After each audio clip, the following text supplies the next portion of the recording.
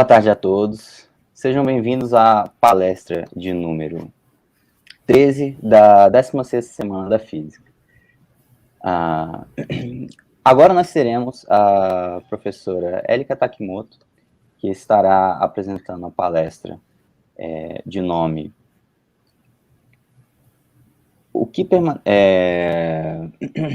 Como dialogar com quem não quer dialogar com negacionistas.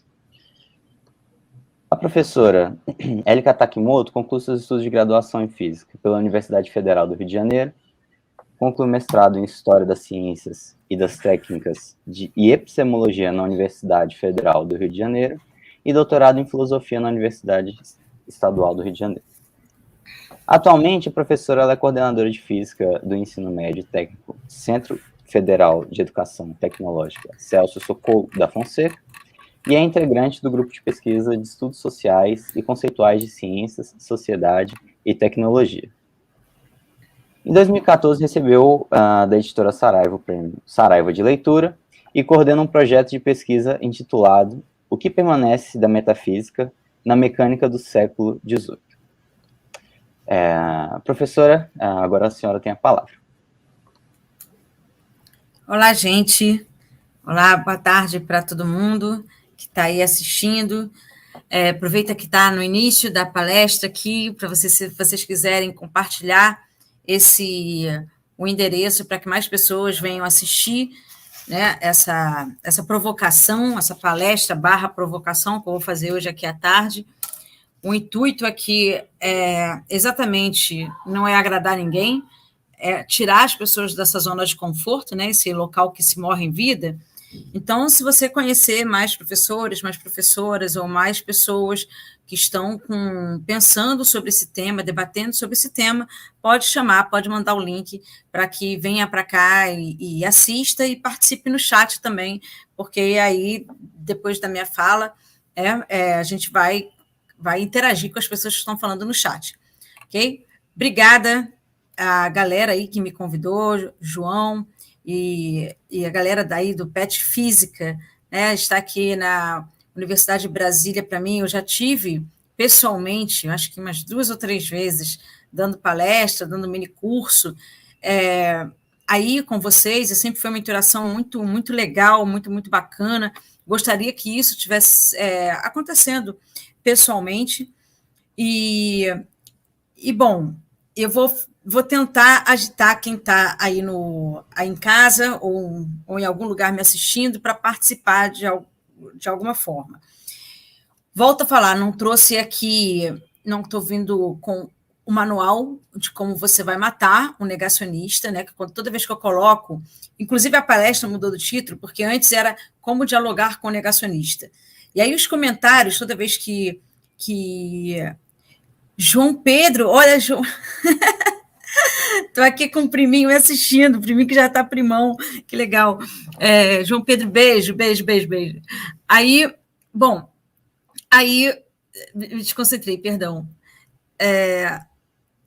Fiquei emocionada vendo gente que eu conheço aqui na plateia, vendo parente que eu amo na plateia. Bom, aí quando eu colocava o título da palestra, Como Dialogar com o Negacionista, os comentários eram assustadores, né, das pessoas que me seguem, que são pessoas progressistas, que se dizem defensoras da ciência e tudo mais. Aí falava assim, não tem paciência, não tem saco, ou o livro é pesado para tacar na cabeça, vem com taco de beisebol, vem com uma arma, né? Quando eu falava sobre o livro, né? Meu mais recente livro, que é Como Dialogar com o Negacionista, que está sendo vendido pela editora Livraria da Física, está na Amazon, já está em algumas livrarias virtuais também. Muito bem, aí eu falei assim, cara, vou mudar o título da palestra, né? Como dialogar, né, com quem não quer dialogar com o negacionista. A palestra é muito voltada para essas pessoas que estão se dizendo defensoras da ciência, num momento complicadíssimo como esse, para exatamente sacudir um pouco, fazer a gente pensar. Eu, como o João colocou, eu sou professora de Física do Cefet há muito tempo, sou professora há 25 anos, né, indo para 26 agora, e sou professora do Cefet desde 2006. já fui professora da rede particular, já fui professora da rede estadual e hoje eu estou tendo a alegria de ser uma professora da rede federal de ensino, a alegria e o desgosto dado esse governo de ser uma professora da rede federal, onde a gente está vendo tantos ataques, a gente vai falar sobre isso ao longo da palestra também. E a questão que me toca aqui é sobre o tema, é porque o meu mestrado foi em História e o doutorado foi em Filosofia. Só que eu puxei para a História da Ciência e Filosofia da Ciência. Então, eu já venho debatendo sobre esse tema há muito tempo, né, sobre o conceito de ciência, como a ciência se dá, né, como a ciência surge, o que vem a ser isso, o que os cientistas falam sobre isso, né, o que os sociólogos falam sobre isso, o que os filósofos falam sobre isso. Então, há muito tempo, eu ando lendo sobre e pesquisando sobre esse tema. Inclusive, por conta de eu fazer o meu mestrado em História e o doutorado em Filosofia, uma das coisas que eu mais me perguntei, assim que eu fui para a História e depois para a Filosofia, foi por que isso não é debatido no ensino médio? Por que isso não é debatido nas escolas e até mesmo nas licenciaturas? Por que não falam isso para a gente? A partir do momento que eu comecei a estudar ciência com enfoque histórico e depois filosófico, o meu conceito de ciência modificou por completo. Né? Antes eu chegava na sala de aula e me apresentava, olha, eu sou professora, meu nome é Elika Takimoto, sou professora de física. Física, para quem não sabe, é uma ciência exata, né?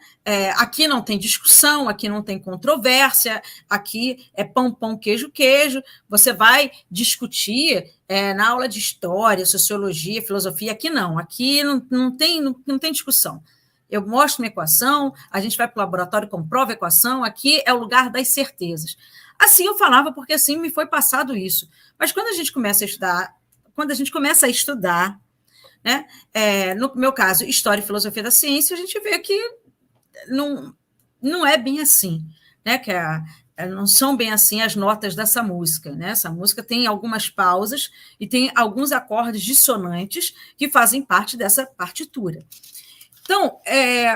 Então, primeiro, é importante saber que eu estou pesquisando isso já tem um tempo. E segundo, aí eu venho pesquisando sobre isso, aí veio a pandemia. E, juntamente com a pandemia, algumas palavrinhas novas surgiram na nossa vida. Palavras como, como é que é aquele novo normal, pós-verdade, a própria fake news não foi muito nova, mas ela, na pandemia ela foi potencializada, e a palavra negacionismo, que todo mundo começou a falar. E, para contrapor o negacionista, você tem os defensores da ciência. E aí eu comecei a observar, eu falei assim, caraca, que momento, né, que a gente está vivendo. Umas pessoas que precisam, nesse momento, você defender a ciência. Eu comecei a conversar com as pessoas que estão defendendo a ciência. Aí eu queria já fazer a primeira provocação de hoje. Eu vou fazer várias, mas a primeira. A primeira é que essa questão da pauta ambiental é uma questão que me toca há muito tempo. No Rio de Janeiro, aconteceu uma coisa chamada Eco 92, que talvez tenha sido o primeiro grande encontro de vários países para discutir sobre aquecimento global. Né? E aí, a partir da Eco 92, que teve no Rio, aconteceram outros encontros, né, com vários países para traçar uma meta de como cada país diminuiria como é que fala? Perdão, eu tô cansada. Emissões? As emissões de gás carbônico? Emissões de gás carbônico, obrigada. As emissões de gás carbônico que aumentavam o efeito estufa. Como faz para retardar essa emissão? E aí, bom, a última que nós tivemos foi em 2019, que foi inclusive mostrado, né, um relatório publicado no painel intergovernamental de mudanças climáticas da ONU, o IPCC da ONU, né, mostrou as relações entre mudanças climáticas causadas pelo uso da terra, como a gente está fazendo a nossa cultura. E eles chegaram à conclusão que é impossível você limitar essa elevação da temperatura a níveis seguros sem alterar radicalmente a forma como a gente produz nossos alimentos, ou seja, sem alterar drasticamente a nossa dieta. Eles não propõem uma dieta vegetariana, nem vegana. Eles propõem uma dieta que se chama flexitariana, porque, inclusive, tem alguns grãos que cuja cultura não são sustentáveis. Então, por exemplo, a gente propõe mais feijão, mais nozes, mais sementes, mais frutas e mais peixes, né? E menos, com certeza, carne vermelha, que é o vilão, no caso dos alimentos, para você aumentar a emissão dos gases que aumentam o efeito estufa e o aquecimento global, leite, aves, açúcar, que também não é uma cultura sustentável da cana. Enfim, então, essa dieta flexitariana, para você consumir alimentos cuja cultura são mais sustentáveis, que não agridem tanto o meio ambiente. E aí, quando eu peguei esse relatório, que é um relatório bem detalhado, assinado por diversos cientistas, que só chegaram à conclusão que chegaram com simulações feitas por computadores de linha, né, de ponta, que mostram, quando você tem computadores que fazem simulações, você, por exemplo, retira uma certa agropecuária, por exemplo, e você tem como você prever o que vai acontecer com a atmosfera, com o planeta, com o aquecimento global, quando você sai retirando algumas coisas. E aí ele chega à conclusão, né, dessa necessidade da mudança dos nossos hábitos. Muito bem, eu mandei essa pesquisa para a minha linha de transmissão no WhatsApp, que não é uma linha pequena, é uma linha que tem muita gente. E, basicamente, eu mandei para uma galera que trabalha com educação também, muitos professores, muitas professoras, para a galera que se diz defensora da ciência. Eu mandei esse painel, esse IPCC da ONU, esse documento. E o que eu recebi em troca? Eu recebi aqueles 2 tracinhos azuis do WhatsApp, né? E aquele vácuo que a gente fica, que a pessoa lê e não responde. Eu recebi isso de troca. Eu falei assim, ok, as pessoas estão lendo, fiz o meu papel de mandar um documento que mostra a necessidade da gente modificar radicalmente a nossa forma da gente se alimentar por conta do aquecimento global. Só a gente modificando resolve o problema? Não, a gente precisa de um movimento político, coletivo e tudo mais, mas cada um tem uma responsabilidade, sim, sobre isso. E aí, né, logo depois que eu mandei para todo mundo, eu recebi de volta o famoso desprezo, eu mandei também a seguir... aí eu comecei a pesquisar e daqui a pouco veio outra pesquisa na minha frente. Em 2019, o IBGE lançou uma pesquisa falando que no Brasil tem mais gado do que gente. Gado, boi e vaca. E não a tomada aqui no sentido literal da coisa.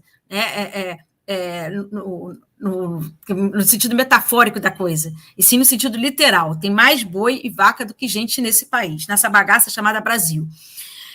E aí, bom, se tem mais gado do que gente, né, certamente...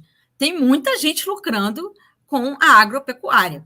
E se tem muita gente lucrando com a agropecuária, eu conhecendo muito bem esse sistema capitalista que a gente vive, certamente vão ter postagens, vamos ter matérias falando que você pode consumir carne à vontade. E não deu outra. E eu fui direto no portal do agronegócio. Esse caminho que eu estou dando, vocês podem seguir. Tá? Eu já trilhei esse caminho, é só seguir para você ver, não estou mentindo. Você vai lá no portal do agronegócio. E aí, quando você chega no portal do agronegócio, você vê algumas matérias falando, né, que, inclusive, que você pode continuar comendo carne sem problema nenhum, porque você andar de carro é muito mais prejudicial para o meio ambiente do que você comer um bife. Então, pode continuar comendo seu bife, que não vai ter problema nenhum. Né? Vamos lutar para que tenha menos carne. Sendo que uma luta não anula a outra. A gente pode fazer tudo junto. Né? E eles falam isso. E ainda tem outro. Tem um portal, sem ser do agronegócio, tem um portal de venda de leite. Né? Um portal que é Milk Point. Milk Point. Aí que também fala a mesma coisa. Coloca ali que você pode continuar consumindo carne, bebendo leite, que isso, inclusive, faz bem para o meio ambiente, dado o papel que o gado faz, que transforma grama em adubo ou palha em adubo. Eles ainda colocam alguma coisa assim.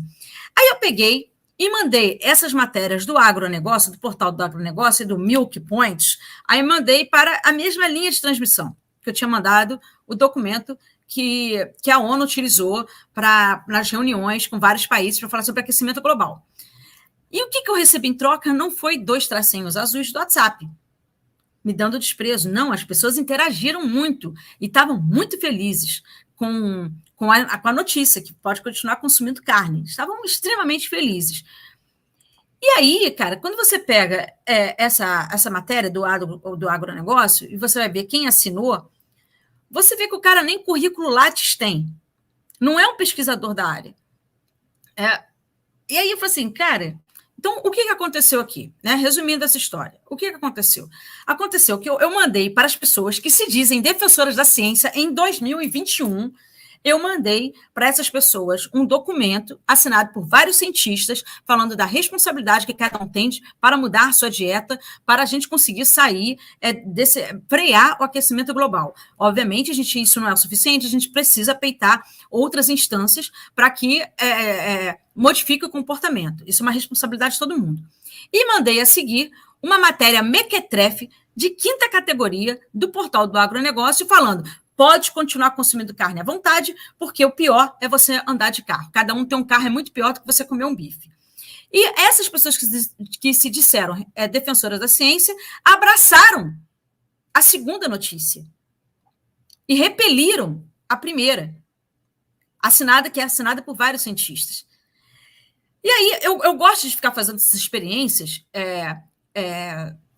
essas experiências comportamentais, que isso me ajuda a balizar, eu entender um pouquinho a complexidade que é a realidade. Então, o que eu observei? Eu falei assim, cara, essa galera que está xingando negacionista de burro está sendo negacionista com isso aqui que eu estou falando. E a verdade é que todos nós somos negacionistas quando o assunto nos interessa, ou melhor, quando o assunto nos desinteressa. Isso é muito importante a gente reconhecer em nós.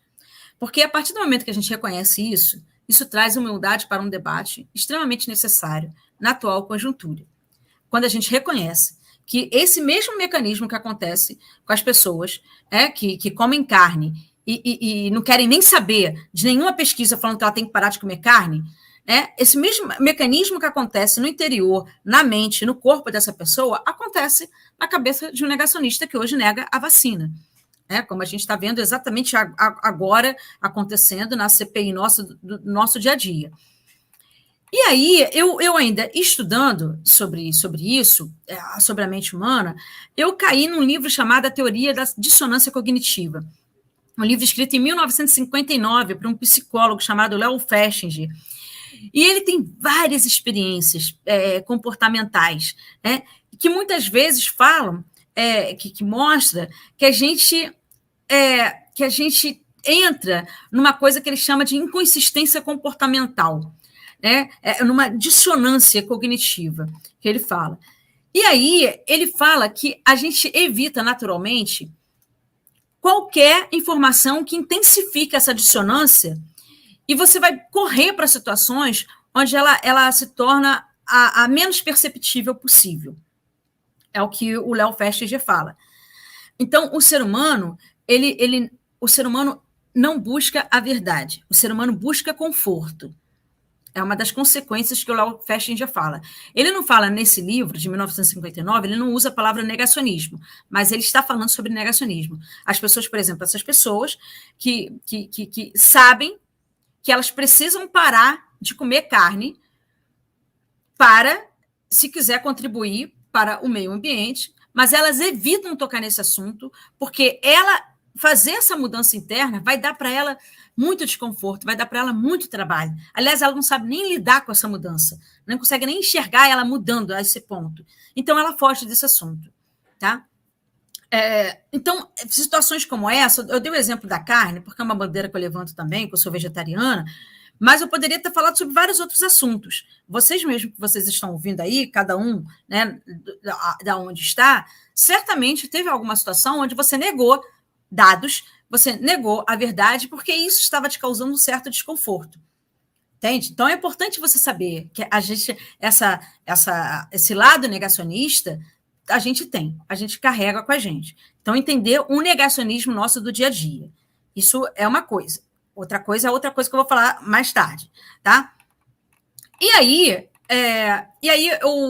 eu comecei a conversar com essas pessoas, né, que negaram a matéria, a primeira matéria, e aceitaram o portal do agronegócio. E comecei a perguntar, falei assim, tá, você fala que você está defendendo a ciência, mas, João, você pode colocar a figura aí agora? Aí eu mostro essa figura, né? Aliás, essa figura eu mostrei, eu adoro mostrar para várias pessoas. E essa figura aí, observe, ela se refere à cosmologia egípcia, e ela foi extraída de um livro muito antigo, antes de Cristo até. E a cosmologia deles, vejam vocês, parece refletir as crenças religiosas que eles tinham na época. Né? Tem vários mitos e deuses com forma de gente na história dos antigos egípcios. As principais divindades eram corpos celestes. E a lenda egípcia declara que, por exemplo, a deusa do céu, Nut, dá luz ao Ra, o deus do sol, uma vez por ano. E Nut é representada nessa figura como uma fêmea nua que se estica através do céu. Percebam que há vários pontinhos no corpo dela simbolizando as estrelas. Shu, S-H-U, o deus do ar, sustenta, como ele está sustentando, o céu. Está representada nessa figura aí de braços levantados, né? Que separa Nut, né, do deus da terra. Então, bom, não precisa nem vocês entenderem sobre isso. Cada figura aí tem uma explicação, tem um porquê de estar aí. Mas, enfim, a pergunta que eu faço, né, que se eu tivesse na frente de vocês, eu pediria para a plateia responder isso para você é ciência ou não? Justifique a sua resposta, né? Isso para você é ciência ou não? Justifique a sua resposta. Eu apliquei, eu mostrei essa figura, sempre mostro para meus alunos e minhas alunas adolescentes, já dei uma palestra só para doutores em astronomia e fiz essa mesma pergunta. E, para vocês saberem, já vou adiantando, dar spoiler, né? As respostas não diferem de um grupo de doutores em astronomia, de um grupo de engenheiros e de um grupo de adolescentes, e de um grupo de quem estuda ciência e de um grupo de quem não estuda ciência.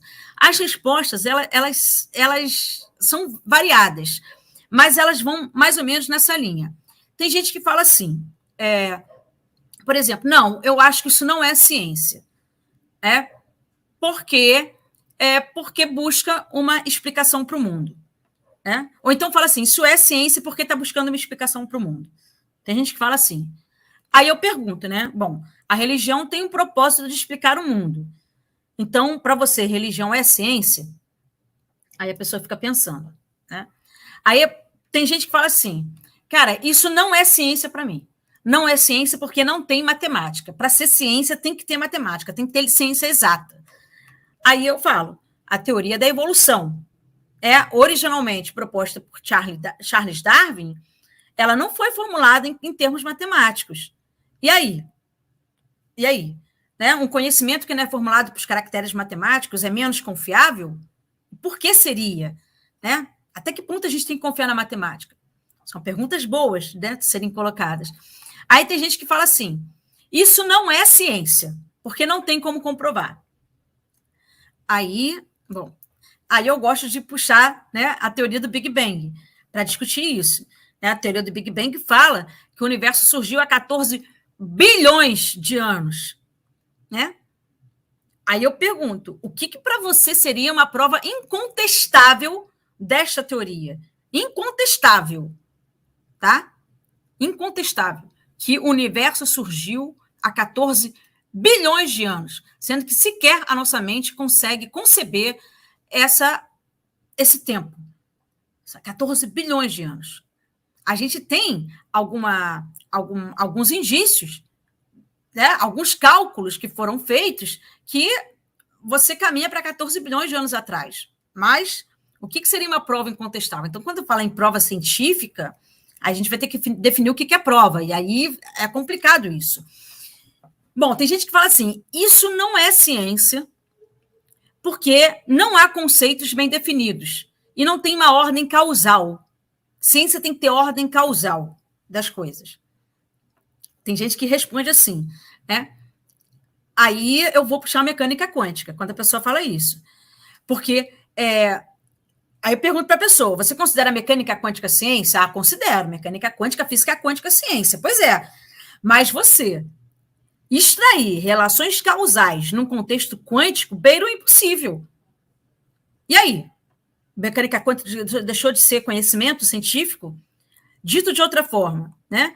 Sendo mais precisa, porque eu acho que o grupo aqui é difícil, que de repente consegue me entender, né? Quando os estados quânticos estão emaranhados, e o emaranhamento quântico é quando dois ou mais objetos estão de alguma forma muito ligados, de forma que um objeto não pode ser descrito sem que o outro seja mencionado, quando acontece esse emaranhamento quântico, as relações de causa e efeito, deixam de funcionar. E aí? E aí? A mecânica quântica deixa de ser ciência por causa disso? Aí a pessoa fala assim, não, isso é conhecimento religioso e não científico, essa figura aí. Aí eu vou perguntar, qual é a diferença entre conhecimento religioso e científico? Né? Eu sei qual, mas eu coloco o público para discutir, para falar. E quando eu coloco o público para falar, se a gente tivesse aqui 5, 10 horas, eu deixaria vocês falando, né? A gente faria esse debate. Eu estou sinalizando que o debate não é simples. Entenda o que eu estou fazendo aqui, para você definir o que é ciência. Esse debate não é nem um pouco simples, e nem um ponto pacífico no campo científico, do campo da filosofia da ciência, tá? E aí, olha só, outra coisa. Aí a professora fala assim, isso não é ciência, né? Porque não é um conhecimento objetivo. Isso não é um conhecimento objetivo. Isso é cultural, é da própria cultura deles. Aí vem outro debate legal, né? Se a gente contrapuser os conceitos de objetividade com o de subjetividade, aí cabe a pergunta. A ciência avança somente quando não há subjetividade? A dizer, né, quando não são levados em consideração na formulação de uma teoria os valores morais de quem constrói? Porque aí eu trago Einstein para a mesa do debate, né? Quando Einstein estava formulando a teoria da relatividade geral, e ele não tinha como saber como fazer os experimentos para testar se a teoria era certa ou não, sabe qual foi o critério que Einstein utilizou? Foi o critério da beleza. Um critério altamente subjetivo. Einstein estava buscando a verdade, levando em consideração a beleza, a elegância das equações. E aí eu pergunto, tem como a gente não ser subjetivo quando a gente busca a verdade? Existe forma de fazer isso? Eu levaria essa pergunta, né? Aí,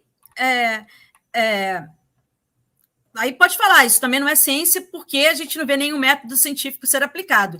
E aí eu retrucaria. Então, o que é método científico? Né? Será que existe só um método científico ou existem vários métodos? Volto a dizer, todas essas perguntas que eu aqui fiz, elas não têm resposta, tá? São perguntas que estão no ar de quem está fazendo ciência. São perguntas que envolvem um debate muito profundo, muito sério, que vai para o campo da sociologia, da filosofia, da psicologia, para a parte histórica, né? Então, como eu estou falando para vocês, não é algo fácil. Então, o pessoal fala assim, eu defendo a ciência e quem não defende a ciência é burro. Eu falo assim, tá, então me dá características disso que você está defendendo, que você fala que é ciência. Então, isso é um ponto. Queria mostrar para vocês, primeira coisa, que todos nós somos negacionistas, e segundo, que defender a ciência, para você defender alguma coisa, você tem que saber o que ela é. E eu estou mostrando aqui para vocês como é difícil você fazer essa definição, né? Bom, E quando fala em método científico, para falar que é ciência, eu gosto de puxar Galileu, né? O pai da ciência moderna. Né? E dizem, por exemplo, que o método científico é como? O certo é observar, aí você faz uma série de experiências, aí você coloca tudo organizado em planilhas, muito bem classificado, aí você fica olhando para aquilo e daqui a pouco, tcharam, voilá, uma lei da natureza surge aos seus olhos. Galileu, assim como Einstein e tantos outros artistas, né, ele criou com papel e lápis. No caso do Galileu, com pena, papel e pena, que não tinha lápis na época. Então, para esses dois grandes mestres que eu trago aqui, em muitas passagens dos seus livros, das suas cartas, das conversas registradas, a experiência era dispensável. Dispensável. Tanto Galileu quanto Einstein. Einstein falou isso abertamente. Chegaram na casa de Einstein e perguntaram: cadê o teu laboratório? Onde é que você trabalha? Einstein apontou: meu laboratório está aqui.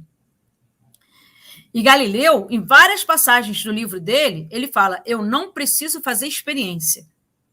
Basta eu raciocinar. A experiência, para mim, é dispensável. Galileu afirma isso. Tá? Bom, falando em Galileu, vou trazer mais uma. Né? Vocês que estou considerando aqui que a galera é da física, eu vou trazer esses exemplos que eu gosto. Que a plateia aqui, eu acho que compreendem muito bem. Galileu, ele escreveu um livro, aliás, escreveu alguns livros, mas um deles, ele diálogo sobre os dois máximos sistemas do mundo, o ptolomaico e o copernicano. Nesse livro, ele tentava mostrar que todos os argumentos utilizados para a Terra estar em repouso não procediam. Ou seja, a gente pode sim estar em movimento. No caso, ele acreditava que a gente estava em movimento. Porém, ele acreditava que esse movimento era um círculo perfeito em torno do Sol. Todos os planetas giram em círculos perfeitos em torno do Sol. Assim, Galileu acreditava, pegando o modelo de Copérnico, que também são círculos perfeitos em torno do Sol. Contemporâneo de Galileu era um astrônomo que muita gente aqui já deve ter ouvido falar, chamado Kepler. Aquele das 3 leis de Kepler, que qualquer pessoa que tem estudado gravitação, né, no primeiro ano de física, no ensino médio, viu as 3 leis de Kepler. Qual é a primeira lei de Kepler? Os planetas giram em órbitas elípticas em torno do Sol. Não é um círculo perfeito, são elipses. A elipse é achatadinha, é um círculo um pouco achatado. Kepler se correspondeu com Galileu. Tem cartas, várias cartas de Kepler para Galileu. E talvez uma ou duas de Galileu respondendo a Kepler. Galileu, se tivesse WhatsApp nessa época, ele estaria 2 tracinhos azuis para Kepler, certo? Ele desprezou Kepler, ele não quis saber. Quando Kepler veio com essa história de elipse, Galileu, sabe, mas não deu nem ouvidos, não deixou nem chegar perto. E Kepler, ele não vinha tirado da cabeça, não. Kepler, ele tinha herdado as anotações do Tycho Brahe, que era outro astrônomo super rigoroso na época, eram tabelas e tabelas de anotações, de noites e noites a fio. No caso, ele estava analisando Marte primeiramente, e viu que aquela trajetória ali, do jeito que estava, não era um círculo, era uma elipse. E aí Kepler tentou mostrar isso para Galileu. Ele vinha com dados, ele vinha com provas, com observações, inclusive se Galileu quisesse, podia observar ali, para ver que ele não estava mentindo. Mas Galileu não quis saber. Galileu negou a informação. O que eu estou querendo falar aqui é que Galileu foi um negacionista em relação a Kepler. Agora, por que Galileu negou? Por causa de crença pessoal de Galileu. Como eu estou falando, o que é um negacionista? Um negacionista é aquela pessoa que nega uma determinada verdade, um determinado fato, porque nega um determinado fato, porque aquela verdade vai de encontro, ou seja, contra, né? Vai entrar em choque com as crenças pessoais, que podem ser essas crenças religiosas ou não. Qual era a crença de Galileu para círculo perfeito? O círculo era uma figura que tinha pego desde os pré-socráticos. né? O círculo está ligado à perfeição. Né? E Galileu falava, Deus é simples, a natureza é simples. Para que vai fazer uma trajetória diferente, né, de um círculo? Não tem por que Deus fazer isso. Então, o círculo, praticamente, estava associado a uma ideia de simplicidade de natureza que Galileu tinha de Deus. Era uma crença que ele tinha interna. Então, o que eu estou falando é que Galileu foi negacionista. E aí, vai chamar Galileu de burro? Né? Galileu era burro para você? Né? O que eu estou querendo falar com isso é que essa questão de você negar, de ser negacionista, não é uma questão cognitiva. Para a gente começar o nosso debate aqui. Não se trata, nós somos inteligentes, somos os defensores da ciência, a gente que está na faculdade, a gente que está pesquisando, sabe o que é isso, né? E os negacionistas são os burros e ignorantes. Não é isso. Não é por aí. Não é uma questão cognitiva. E trazendo exemplos atuais, a gente teve agora tem pouco tempo na França, não pode nem falar que a França é um país, né, subdesenvolvido, ou que a galera não tem escolaridade, caramba, 4. Né? A gente viu na França, agora, manifestação contra a obrigatoriedade da vacina. Várias pessoas, com um país que tem uma alta escolaridade. Então, não é uma questão cognitiva. O buraco, como dizem por aí, é muito mais embaixo. Bom, esse é um ponto. Agora, vamos continuar. Quando a gente fala em defender a ciência, a gente já pressupõe na nossa cabeça alguma imagem de ciência. Aí, a pergunta que eu faço para vocês que estão me assistindo faça essa pergunta olhando para o seu coração, ok? Qual imagem de ciência que a gente deve defender neste momento? Isso é muito importante para o nosso debate e para a gente sair dessa lama onde a gente está. Vocês que estão trabalhando com educação, ou que vão trabalhar com educação, ou que valorizam a educação, que valorizam o debate, que valorizam o conhecimento, que valorizam a filosofia, eu pergunto, qual é a imagem da ciência que a gente deve defender nesse momento? Será que é a imagem que está sendo defendida? Porque qual a imagem que está sendo defendida da ciência? Eu vou falar para vocês, porque eu fiz essa pesquisa. Né? Quando você pergunta para as pessoas que estão defendendo a ciência, e essas mesmas pessoas que estão chamando o negacionista de burro, eu falo assim, mas o que é ciência para você? Por que defender a ciência é importante? O que essas pessoas respondem? Aí começa a falar coisas assim.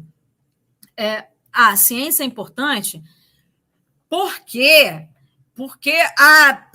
tem Wi-Fi, porque tem celular, porque tem micro-ondas, porque tem avião, porque tem vacina, ok? Vacina.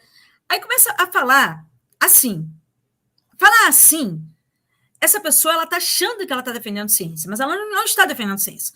Ela está defendendo algo que a gente chama, no mundo acadêmico, de cientificismo. Eu vou me explicar. Né?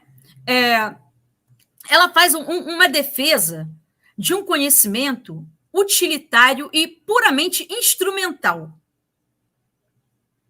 Coloca a ciência como uma produtora de saberes úteis, de conhecimentos práticos, que vai impactar diretamente no nosso modo de vida. E por isso a ciência importa. Aí, eu fico, caraca, né? E quando eu falo assim, uma ciência utilitarista, é uma ciência que produz um produto que tem alguma produção industrial, em escala industrial, que mude mesmo a nossa vida, e para mudar a vida de uma sociedade, você tem que ter uma produção em escala industrial. E aí, cara, eu que sou professora, né, e pesquisadora da área, e, além de tudo, uma cidadã que defende a democratização não somente da saúde, mas do ensino, eu percebo que, além de lutar para o aumento do acesso às universidades, ampliar o nosso leque, a diversidade nas universidades, eu preciso também ser operante no combate à ideia de que nas universidades e fora dela, o conhecimento só é útil se puder ser usado profissionalmente. Cara, foi isso que a gente se tornou? Então, só é legal conhecer porque eu vou conseguir aplicar um produto em uma escala industrial ou porque eu vou utilizar aquele conhecimento de forma profissional? A gente nadou tanto para morrer nessa praia assim? Né? Aí eu pergunto, por que será que aqueles que defendem a ciência a partir de uma visão instrumental não apreciam a ciência por conta de razões filosóficas, estéticas ou existenciais? Filosóficas. Porque é impossível uma pessoa estudar física, vou falar da física, estudar física, mas pode ser da química e da matemática, e biologia, ciência, que a gente está considerado ciência com C maiúsculo e no singular, que daqui a pouco eu vou falar sobre isso também. E não pensar sobre o que é aquilo, o que é natureza, o que é ser humano, e se existe ser humano separado de natureza, né? Ou se ainda, o que eu tô estudando está fora de mim, ou sou eu que estou projetando de alguma maneira algumas coisas, né, na natureza? Existe como eu interferir na realidade? Existe como a minha mente, que cabe aqui, né, ela produzir conhecimentos que tenham alcance universal? Isso tudo está no campo da filosofia. Isso tudo é maneiro, é legal a gente se perguntar por que conhecimento? Porque a gente está buscando o nosso eu ou o nosso nós, certo? Razões impossível, só para vocês saberem, né? O Miguel Nicoleles, que eu acho que a galera daqui toda conhece, desse público que está aqui me assistindo hoje, né? Que é um neurocientista, neurocirurgião, neuro disso, neuro daquilo, que trabalha estudando a mente há muito tempo, é uma referência mundial nisso. Ele escreveu um livro, o livro está ali do outro lado da estante. Ele escreveu um livro, agora, recente, que fala que o tempo e espaço são conceitos que só existem dentro da gente. E que a gente precisa desse conceito para a gente lidar com a realidade. Ou seja, qualquer coisa que tenha tempo e espaço só existe porque o ser humano existe. Se sai o ser humano, o conceito de tempo e espaço some também. Aí você fala, o quê? Eu não estou entendendo. Pois é, aí entra num debate bem filosófico, a digressão fica lindíssima, que o Nicoleles não foi o primeiro a falar isso, o primeiro a falar, quer dizer, eu não sei quem foi o primeiro, mas eu sei que Kant, né, falou muito sobre isso, verdades a priori, né, na filosofia de Kant, que conceitos de tempo e espaço a gente precisa deles, só o ser humano precisa deles, para a gente lidar com a realidade. Então, você vê, ele que está estudando neurociência, ele já está, Nicoleles não teve como não cair para o campo da filosofia. Por que razões estéticas? Por que defender a ciência por razões estéticas? Porque é bonito. O próprio Einstein falou, o conceito de beleza vem na cabeça de Einstein, e o conceito de beleza vem na nossa cabeça, na mente de qualquer pessoa que esteja seja apresentada para uma teoria científica. É muito comum nas salas de aula de universidades, né, de física, química, biologia, quando o professor está demonstrando alguma equação ou está demonstrando alguma teoria, os alunos vão ficarem perplexos, como se estivesse diante de um quadro, né, de algum artista famoso, ou ouvindo uma música bonita. A pessoa entra em êxtase mesmo, como se estivesse diante de um quadro. O que a pessoa fala? Isso sai da boca de qualquer, né, plateia que esteja em contato intenso com a ciência. Cara, que bonito! Que bonito! Essa palavra beleza apareceu na boca de Galileu, apareceu na boca de Einstein, de todas as pessoas que lidam com isso, seja na matemática, química, física, biologia. Que bonito! E bem se sabe o quanto é bom o quanto de endorfina, ocitocina, esses hormônios, né, que nos trazem bem-estar, acontecem quando a gente está diante de algo bonito.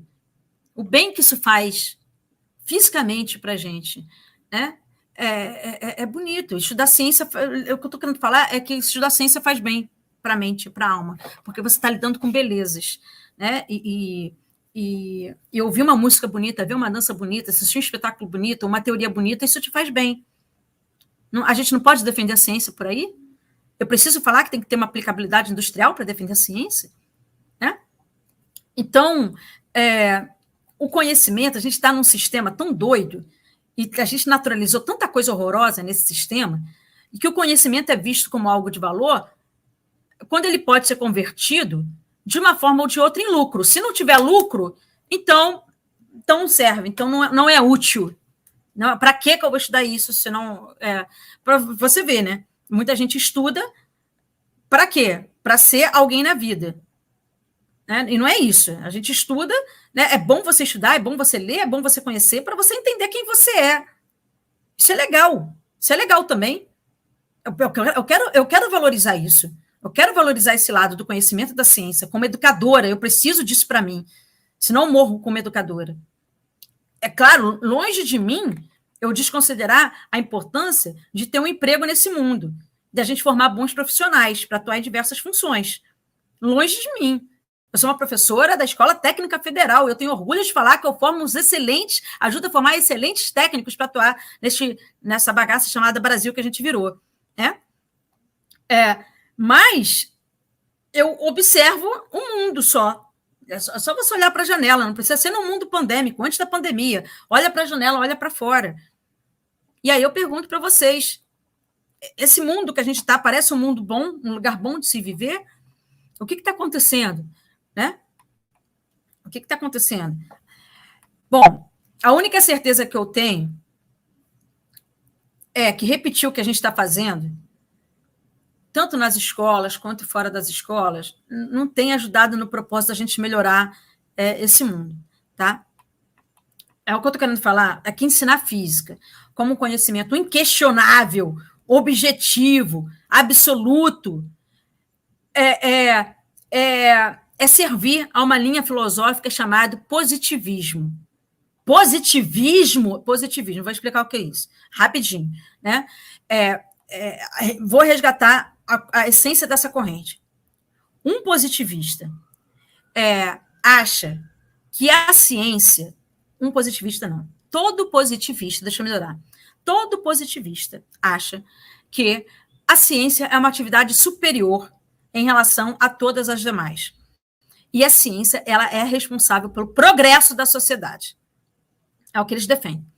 O Brasil, ele foi muito influenciado por essa corrente positivista. A nossa bandeira, a ordem e progresso, vem de uma cultura positivista que a gente teve algumas décadas atrás, que fala que a função da educação seria o quê? Na cabeça de um positivista que influenciou muito as nossas escolas, seria você formar tecnocratas, pessoas que atuassem em indústrias, e indústria seria o quê? Seria uma ciência aplicada, ou seja, a ciência que pode ser utilizada numa escala industrial. E a sociedade progride se você investe nesse tipo de ciência. Vamos colocar assim. Aí, você falar que a ciência... um positivista defende ainda que a ciência ela é objetiva, ela é neutra.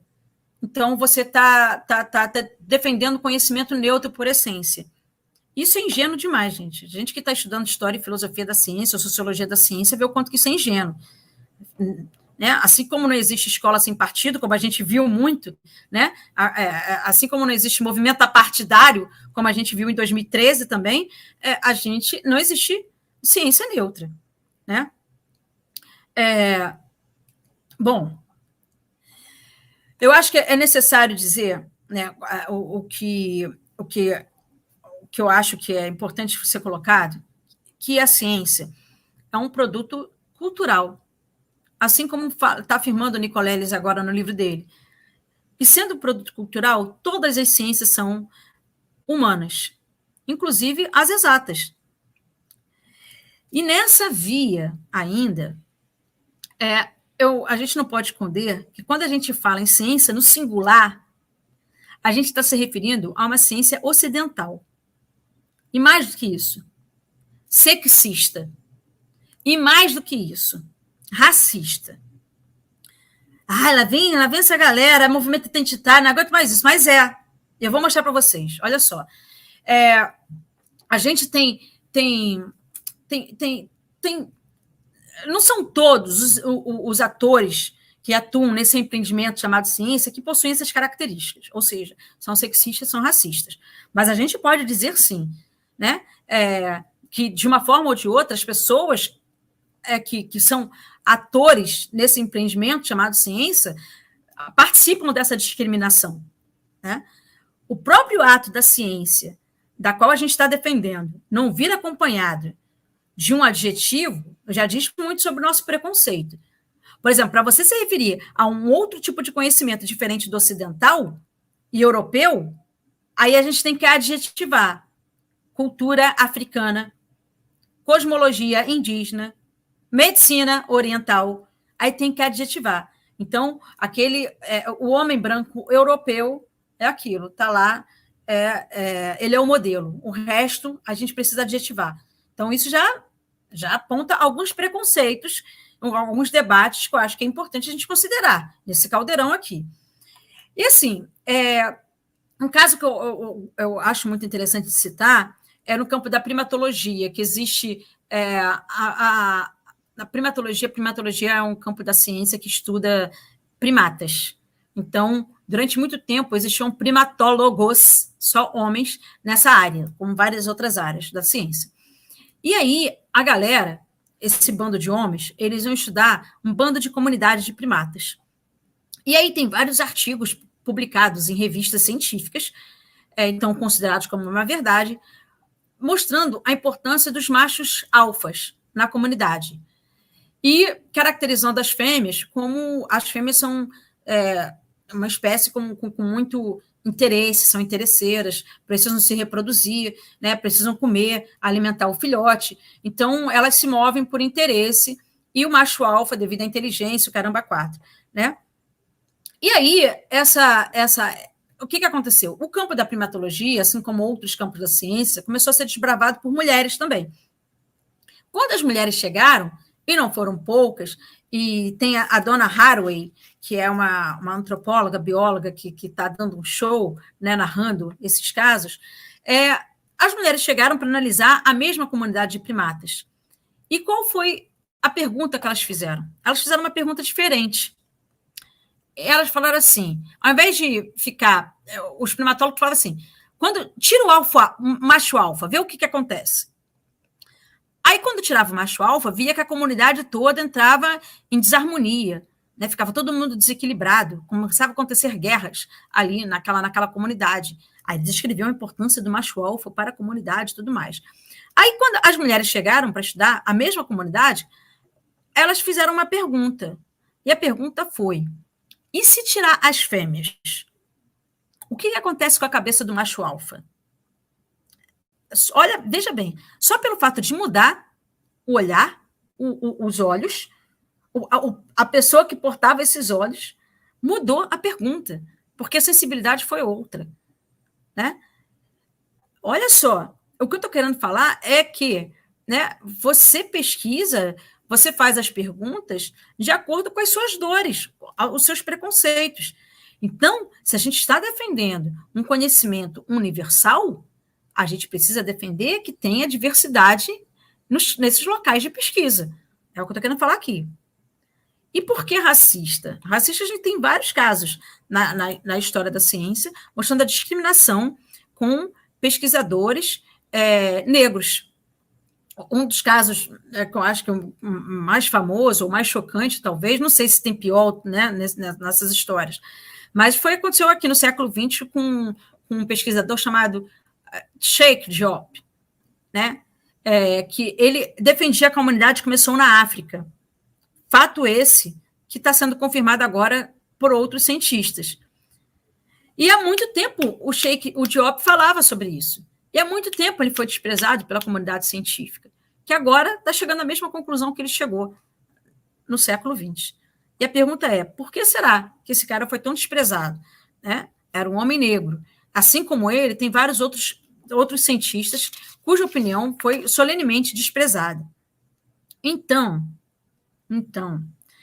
a objetividade, ela não pode ser sinônimo da gente estar livre de interesses e valores, porque a gente sabe o quanto que isso é ingênuo. Por isso que eu fiz a pergunta, que modelo de ciência você quer defender ou você está defendendo. A busca de um conhecimento que contemple diversos interesses é de um conhecimento construído por diversas pessoas. É claro, né, que a gente tem a transparência do processo, dos resultados, do significado das pesquisas. Isso é fundamental, isso acontece em muitas áreas das pesquisas hoje, em outubro de 2021. Transparência, análise de pares, tudo isso a gente tem, que torna o conhecimento um pouco mais confiável do que outros, né? Mas, o que eu estou querendo colocar aqui é que, se houver diversidade em grupo de pesquisadores e pesquisadoras, deixa eu reformular aqui. Se não houver diversidade em um grupo de pesquisadores e pesquisadoras, ainda que a pesquisa seja legítima, é lícito também e é necessário desconfiar dos resultados dessa pesquisa. Isso não é feio, isso não é pecado, isso não é errado, isso não é ser negacionista. Isso é ser cético. E ser cético é bom. Vamos parar de falar que ser cético é ruim. O ceticismo faz parte da ciência, né? E quando você é cético, por exemplo, eu sou cético em relação a uma série de coisas. Eu sabendo como é que a pesquisa atua, eu sabendo o quanto que uma empresa privada financiando uma pesquisa pode influenciar o resultado dessa pesquisa, eu sabendo de muita coisa, quando aparece algum resultado de alguma pesquisa, eu costumo ser cética. Aí eu vou ler, eu vou querer saber quem está assinando aquela pesquisa, quem está financiando aquela pesquisa. Eu vou me movimentar. Então, um ceticismo como esse que eu estou falando, que te movimenta para você correr atrás disso, eu acho que não é um ceticismo ruim, não. Então, a gente tem que abraçar essa palavra ceticismo, né, que a gente colocou lá do lado de quem nega a ciência e colocar no lado de quem acredita na ciência. E seja colocada do lado de quem está trabalhando para transformar as equipes científicas. Então, para que, por exemplo, seja transformado em patrimônio da humanidade, e para que se realize o projeto de ser universal, é necessário que a ciência trabalhe para a libertação de todas as pessoas em todos os lugares do planeta. E aí eu pergunto para vocês, olhe para o coraçãozinho de vocês, olhe para o mundo. É isso que está acontecendo? A ciência está trabalhando, de fato, para a libertação de todas as pessoas em todos os lugares do planeta? A ciência, ela produz muitos benefícios. E eu não estou negando isso de jeito algum. A minha pergunta é se esses benefícios que a ciência produz, eles estão sendo democratizados. Tá? Então, cientistas que se propõem a explicar o mundo, eles precisam, como eu coloquei aqui, como eu acho, tal como os grandes artistas, criar. É um trabalho de criatividade, é um trabalho humano. E cientistas que se propõem a modificar o mundo, eles precisam, ou pessoas que defendem a ciência, né, que se propõem a modificar o mundo, vocês precisam, tal como grandes políticos, vocês precisam decidir. Isso é uma decisão.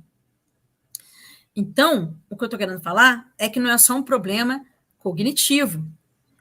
E não é só um problema epistemológico ligado ao campo do conhecimento. Mas o debate agora entrou no campo econômico e político. Tá? Então, eu acho que é necessário um esforço coletivo para esclarecer como a produção da ciência ocorre atualmente. A gente precisa explicitar os canais de transparência, que eles existem, e explicar que cientistas estão abertos ao debate. Isso é muito importante a gente definir. E que muitos cientistas estão dispostos a conversar sobre o que estão pesquisando. Isso é importante a gente frisar também. Mas a gente precisa se apropriar do vocábulo ceticismo e ressignificar esse vocábulo. Né? Então, estou finalizando aqui, finalmente, né, estou falando muito, por que eu estou batendo nessa tecla? Né? Porque tem hoje um ataque à ciência que está todo mundo acompanhando. Né? E a gente vê isso, um ataque às universidades, a gente vê. A gente está vivendo um período histórico horroroso, que eu acho que nem na época da ditadura a gente teve tanta gente incompetente, no caso, alguns militares que não sabem sobre o assunto, no comando de várias pastas importantes. Né? A gente vê o quanto que as pesquisas, quantos cortes tivemos nas pesquisas. Então, a gente está num momento extremamente delicado, onde vários cientistas tiveram que ir para o exterior, um pouquinho antes da pandemia e durante a pandemia também, para terminar a pesquisa. Ou seja, o Brasil estava exportando cérebro, a gente está perdendo a nossa inteligência. É um momento muito delicado em relação a isso. Né? Então, a gente precisa, de fato, eu acho, ter consciência disso que está acontecendo, que é muita coisa acontecendo ao mesmo tempo. Né?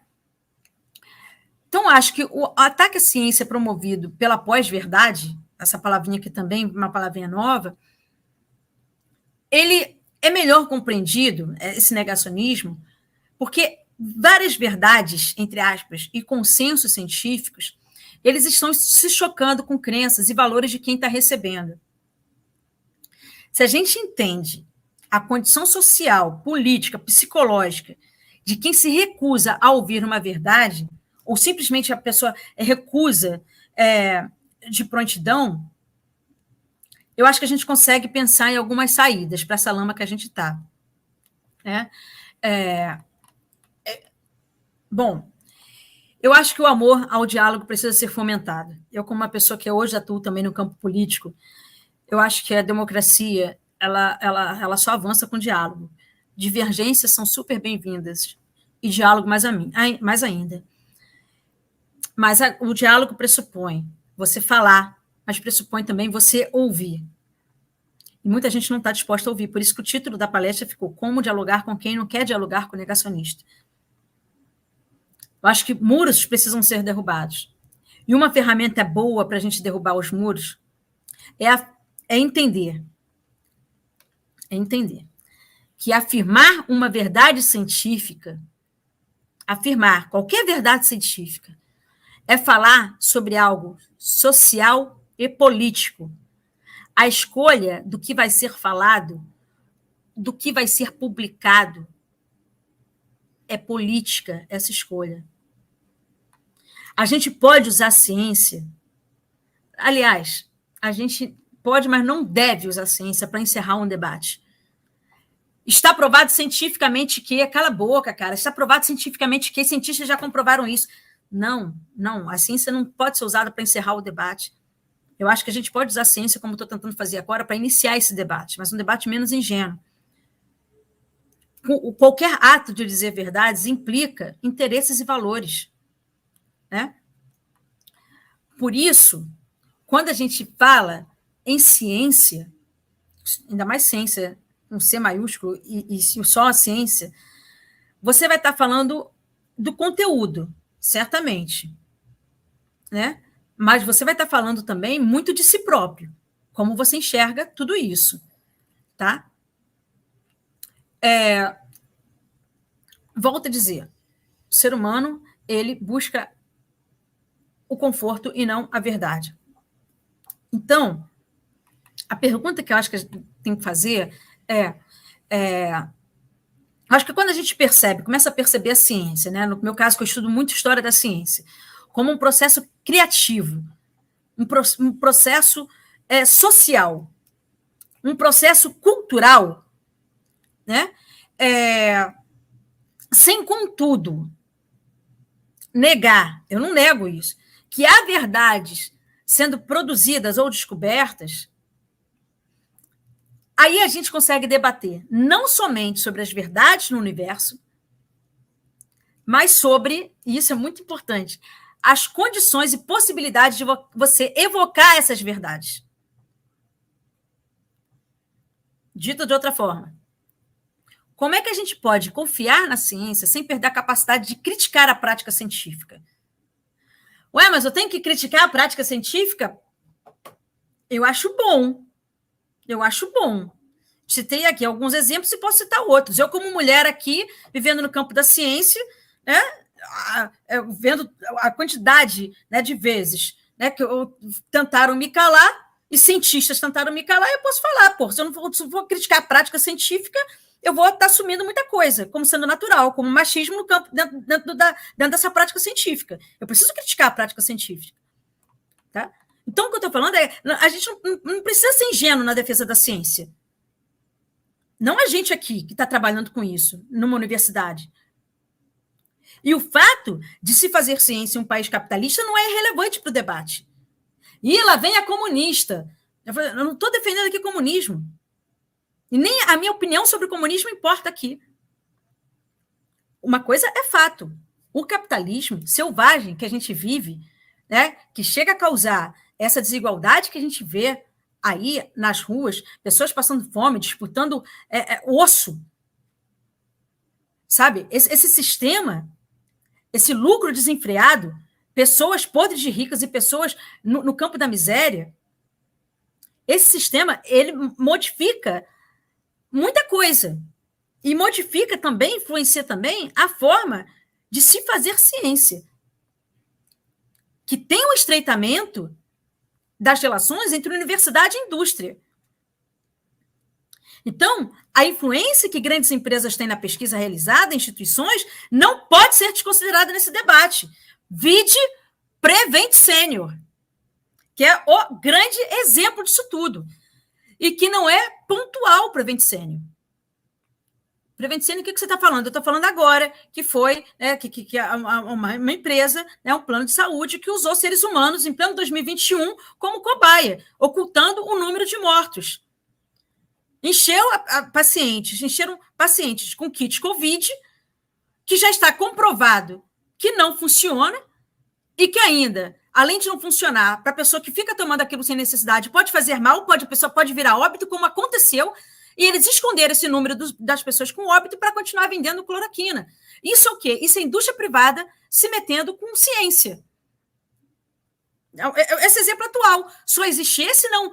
A Prevent Senior foi um de vários casos que existem na história da ciência, que aconteceram e que continuam acontecendo hoje. E que se a gente não criticar a ciência ou o modo de fazer científico, vai continuar acontecendo. Então, como eu estou falando, ser cético, você defender a ciência e você criticar a prática científica, dá para fazer.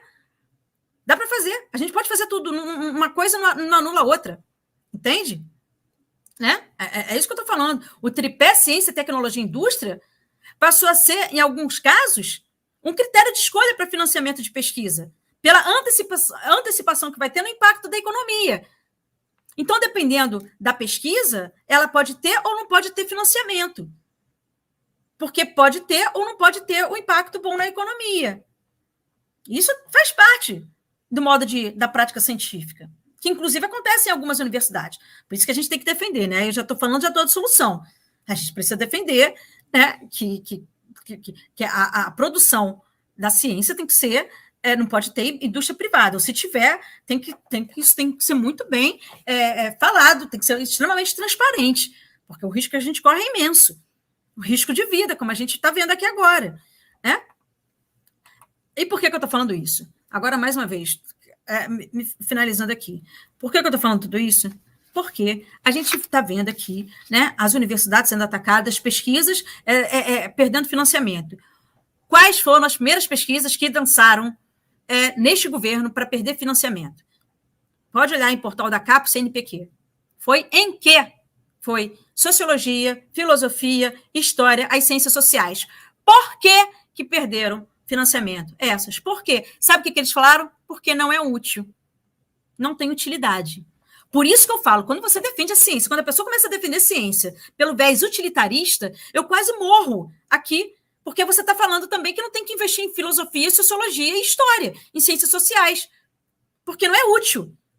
Aí você se iguala ao adversário que a gente está tentando combater. Não pode. Por isso estou falando, você precisa defender a ciência, mas não vai fazer isso de uma forma ingênua. Vamos ampliar esse debate, vamos fazer uma discussão melhor, né, sobre isso, tá? Bom, eu acho que a gente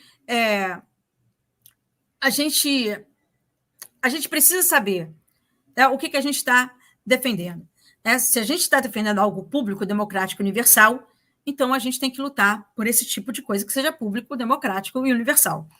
Tem pesquisa que é despojada de interesses econômicos? Tem. Tem pesquisa que primam por estudos sociais, conceituais, em áreas, né, que a complexidade dos problemas exige calma para os debates? Tem. E essas pesquisas estão perdendo financiamento. Por quê? Porque não estão atendendo ao tempo de competição imposta por quem está financiando. Tem uma tecnociência aplicada em indústrias, né? Então, temos a ciência aplicada que cura. Claro que a gente tem isso, não vou negar sobre a medicina. Mas há também a ciência aplicada que contribui para problemas ecológicos, políticos e sociais. Né? E tudo isso que está acontecendo não é de hoje. Aí eu pergunto, outra pergunta para provocar, que eu falei que ia provocar do início ao fim, estou finalizando. Em que medida as democracias, em nome das necessidades econômicas, têm transformado o modo de produção do conhecimento científico? É uma boa pergunta para vocês. Joga aí no seu coração e pense sobre isso. Tá? Para finalizar, eu ando lendo muito sobre várias lideranças indígenas, que eu sugiro que vocês comecem a ler também. Né? Cosmologia indígena, né? Várias ciências que não são consideradas, né, como científicas. E é interessante quando a gente começa a ouvir e ler lideranças indígenas, que, por exemplo, um cara como o Ailton Krenak, que é hoje muito conhecido, né, dá palestras aí maravilhosas, ele falava no negacionismo do homem branco há muito tempo, muito tempo, que ele fala de negacionismo do homem branco, há muito tempo. Os indígenas consideram ver o mundo de uma forma muito holística. Então, não existe homem, meio ambiente, ser humano, meio ambiente. Existe a natureza, e nós fazemos parte dela. Então, se a gente maltrata o meio ambiente, se a gente adoece com o meio ambiente, a gente vai adoecer junto. Agora que a gente teve a pandemia, que aconteceu isso, né? Ailton Krenak já falou, estou falando isso que vai acontecer isso há um tempão. Estou falando, do jeito que vocês estão brincando aí, tratando o meio ambiente, isso vai dar um ruim. E a gente está vendo, né? Catástrofes por causa de problemas com o meio ambiente, com o clima, catástrofes climáticas que andam acontecendo, né? Enfim, eu me interesso muito por esse debate porque eu sou professora. E a sala de aula, não sei se vocês são professores aqui ou se já serão, vocês vão ver que a sala de aula ela reflete muito a sociedade. Reflete demais. Ainda mais se for num lugar como o Cefet, onde a chegada ela é democratizada. Né? Então, eu estou cheio de aluno negacionista. E eu sei muito bem que você não consegue fazer com que ninguém te ouça você xingando essa pessoa de burro, de idiota. E eu sei também que não existe aluno burro. Isso não existe. Existe aluno e aluna que a gente não usou a chave correta para acionar aquela cadeia de neurônios ali. Mas se você faz a pergunta correta, eu acho que estimula que a pessoa fale, para em cima disso você fazer perguntas, que faça a pessoa pensar sobre aquilo, você abre um canal importante para o aprendizado, o ensino-aprendizado. Aí o diálogo acontece. Aí para o diálogo acontecer, né, esses muros, essas pontes imensas, elas precisam, quer dizer, os muros precisam ser derrubados para que pontes sejam construídas e que você consiga, né, um diálogo entre os interlocutores. Pessoas, muito mais coisa para falar, que eu nem falei do negacionismo organizado, eu falei do negacionismo nosso do dia a dia, mas eu vou parar um pouquinho para ouvir vocês, para a gente conversar aqui um debate, senão vai virar um monólogo, isso não é nem um pouco bom, tá bom? Obrigada mais uma vez, obrigada pela paciência. Estou aí em todas as redes, se quiserem me seguir, elikatakemoto.com. Estou em Elika Takemoto, tudo quanto é rede, o meu blog é elikatakemoto.com e o livro Como Dialogar com o Negacionista, que tem não isso, mas muito mais do que isso que eu coloquei aqui. Ele está sendo vendido pela Amazon, pela Livraria da Física, editora Livraria da Física. Enfim, é isso. Fiz meu merchan ainda, sem saber nem se podia, João. Está contigo agora. Tá ótimo, professora. Muito obrigado pela sua fala. A gente teve vários comentários legais aqui. E agora a gente vai seguir, então, para a parte de perguntas, que a gente teve algumas perguntas aqui no chat. Se a senhora puder responder para a gente. Vamos lá, começar qual aqui, então. Primeira pergunta, eu acho que aqui é do João Pedro Russisca de Toledo. Professora Érica, como a senhora responderia se fosse uma professora de ensino médio ensinando fórmulas de física e algum aluno perguntasse: onde que eu vou usar isso na minha vida se nem um curso de exatas eu vou fazer? Essa pergunta, geralmente, essa pergunta é feita sempre, né? Ainda mais quando a pessoa, o professor, a professora, ela está em cima de um modelo tradicional de ensino, utilizando muito a forma tradicional. Se a pessoa for sincera, ela vai responder nunca, independente da equação, nunca, né? Eu, por exemplo, estava ensinando a equação de Torricelli, ensino há 25 anos a equação de Torricelli. A única vez que eu precisei usar a equação de Torricelli foi quando eu estava no carro, eu ia bater, né? Comecei a fazer conta, antes de eu terminar determinada conta, eu já bati, não adiantou porcaria nenhuma, só fazer conta de cabeça, entendeu? Não serviu para nada, entende? Então, saber aquela determinada equação, por isso que eu acho que a gente precisa, quando a gente fala em escola, a gente precisa repensar o modelo. Essa determinada equação, exatamente, uma equação Torricelli da vida, você não vai utilizar.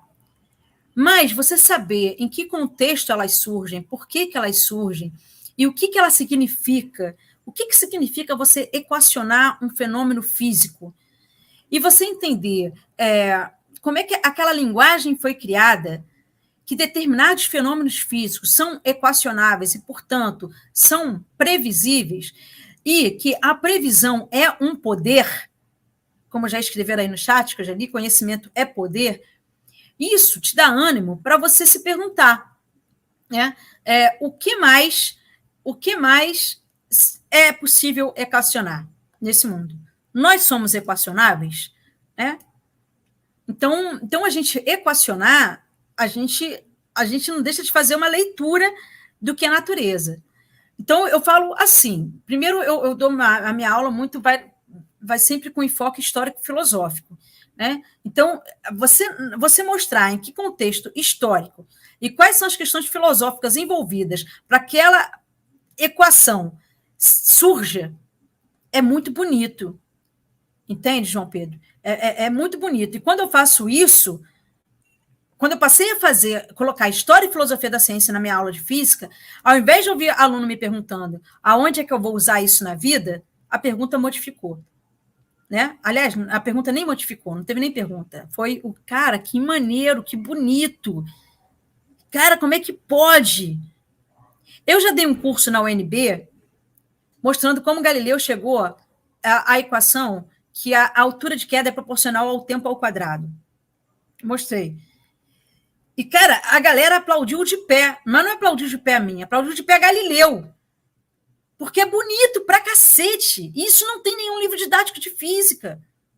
É bonito, isso não é colocado. Então, uma das coisas que eu defendo, João, eu acho que a gente precisa modificar, eu acho que a gente precisa reformular, né, o ensino de uma forma geral. E, detalhe, eu sou a favor da reforma do ensino tradicional, mas eu não sou a favor dessa reforma que aí está.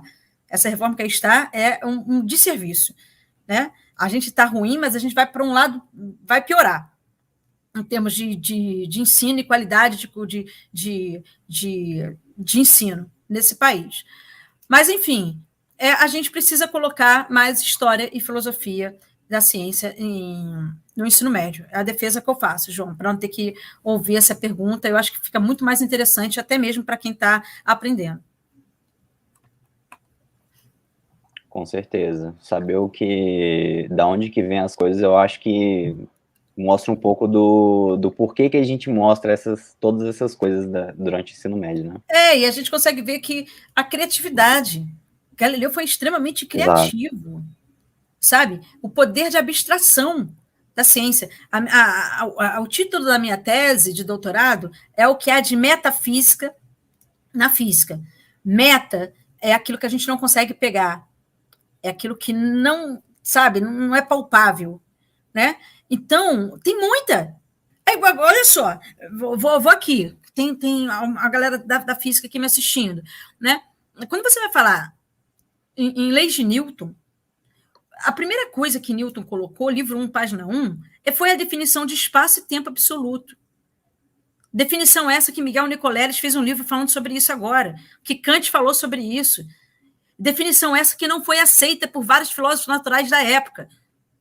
Então, no livro 1, da página 1, de Newton, do livro do Principia, ele já fez uma discussão filosófica. E sem o espaço absoluto, sem o tempo absoluto, ele não consegue formular a lei da inércia, a primeira lei dele. Então, olha só que legal, né? Você levar esse debate. E aí você mostra que é um produto cultural, é um produto de criatividade, é muito humano, não tem essa parada de ser objetivo, sabe? Mas vamos lá, vamos continuar. João Pedro, beijo para o seu papai, para sua mamãe, para todo mundo daí. João Pedro é meu priminho. Ah, que legal. Vamos passar aqui, então, professora, para a próxima pergunta. Do Vinícius Cerqueira Silva. Boa tarde, professora. Quais são os principais desafios do professor de física de ensino médio no Brasil? E do ensino de física em geral? Cara, são tantos desafios. Primeira coisa, né? Eu acho que é desafio de professor de uma forma geral, né? E de um ensino também de uma forma geral. Melhorar as nossas condições de trabalho. Sem as devidas condições fica muito difícil, né? Porque o professor, a professora, profissionais que trabalham com educação precisam de uma formação continuada. Olha tudo isso que eu estou falando para vocês. Tudo isso que eu estou falando para vocês, eu tive que fazer mestrado e doutorado para falar isso com segurança, que foi uma formação continuada. A gente precisa, você precisa ter tempo para me ouvir, ou para ouvir outras pessoas pesquisando, ir para encontros, ir para congressos, ir para simpósio. Você precisa ter tempo de ler o que as pessoas estão publicando, sabe? Para você ficar antenado. Tem pessoas que estão aplicando metodologias diferentes em outros lugares. Você precisa ter tempo para aplicar isso. Então, eu acho que a gente precisa melhorar as nossas condições, né?